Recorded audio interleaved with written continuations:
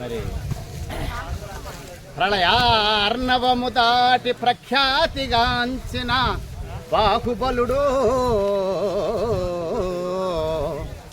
లంకిని పరిమార్చి లంకాపురముగాల్చి దైత్యులు దించిన ధైర్యశాలి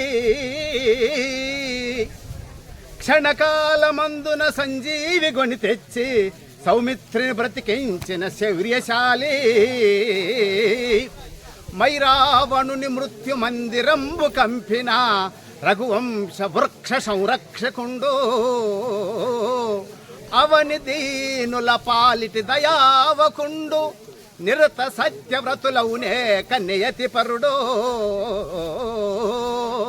రామదాసుండు సింహ పరాక్రముండు అంజనీసుతుడు నిన్ను రక్షింపగలడు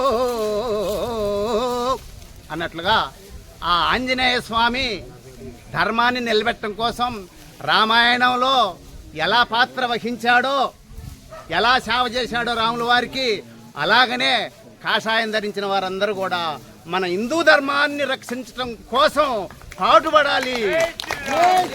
దానిలో చచ్చిపోయినా పర్వాలేదు, ఆ ధర్మం కోసం చచ్చిపోయినా పర్వాలేదు.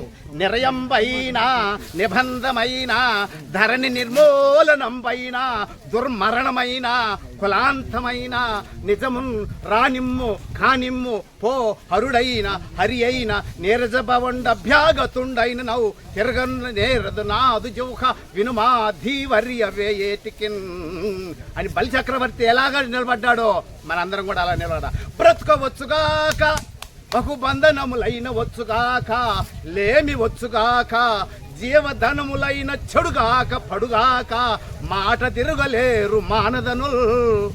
ఆ విధంగా మనందరం నిలబడి మన హిందూ ధర్మాన్ని నిలబెట్టుకోవాలని చెప్పి కోరుకుంటూ, మనందరం కూడా ఒక్కొక్క కాషాయం కట్టుకునేటువంటి వారందరూ ఒక్కొక్క సైనికుల్లాగా పనిచేస్తూ మన ధర్మాన్ని మనం నిలబెట్టుకోవాలా.